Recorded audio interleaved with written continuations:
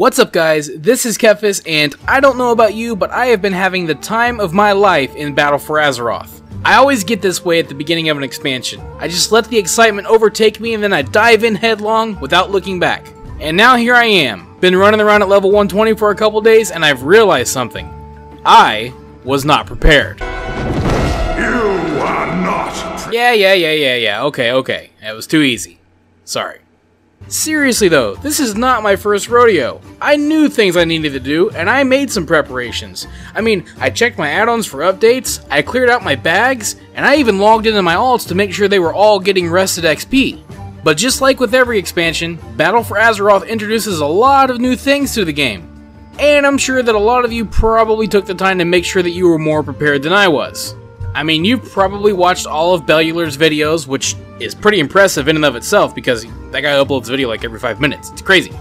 And like me, some of you were probably running around in the beta, but while you were taking the time to get acquainted with all the new cool things being added, I was mostly dorking around.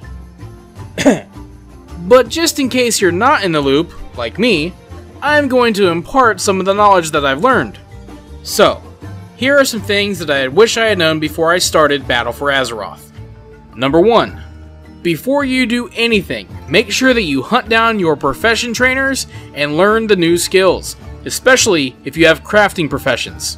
Seriously, the moment you step foot into that new city, you talk to a guard and you hunt down your profession trainers ASAP. Do not do what I did.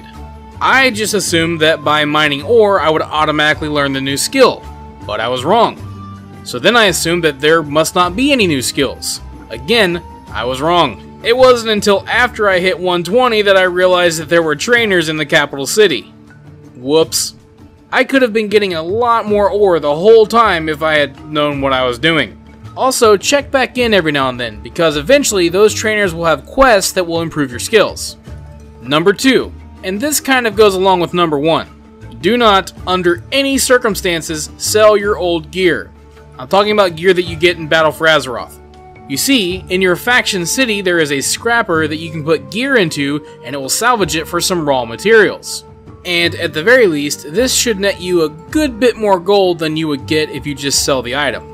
Number 3, I would highly recommend that you get started on your war campaign as soon as possible. Do not wait until you get to 120. The war campaign will unlock a number of things, and the sooner the better. The stages you can do while leveling don't really take that long. But there are 2 main things that you're going to want to make sure that you get started on while you're leveling to save yourself a bunch of time. The mission table and the research talent tree. The sooner you get going on those, the better. Number 4. This is for when you hit 120, and it still involves the war campaign.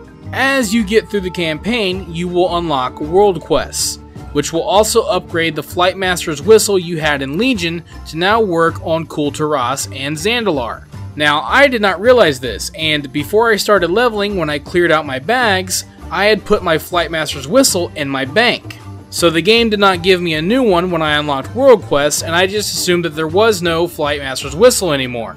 It took me a little over a day to realize that my Flightmaster's Whistle would work in BFA. So keep that thing in your bags, because you're going to need it. Number 5, and I'm going to do a 3-in-1 special here. I'm going to call this every quest, every treasure, every rare.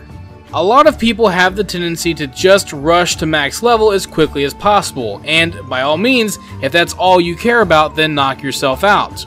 But if you take the time to complete all the quests, kill every rare, and collect every treasure that you see, you're going to accomplish a lot more than just level up. Now, this may not be all that important when you're leveling an alt, but I would argue that for your main, questing is not about leveling up at all. Completing quests will usually reward reputation with the various factions, while killing rares and collecting treasure chests will reward you with Azerite and war resources, which are very important at endgame. So whether you rush to 120 or you're going about it slowly, make sure that you take the time to complete every quest, kill every rare, and collect every treasure. And those are just 5 simple things that I wish I had known before I started my journey in Battle for Azeroth. Honestly, a lot of you probably already knew these things, and there are probably a lot more things that you know that I don't. So if you think you might have a good tip, drop it in the comments below, because clearly I need all the help I can get. Oh, and one bonus tip that you might not know. You've probably noticed that in this video I've been running around a lot on my Spectral Moose. That's because I just got it and I'm really excited.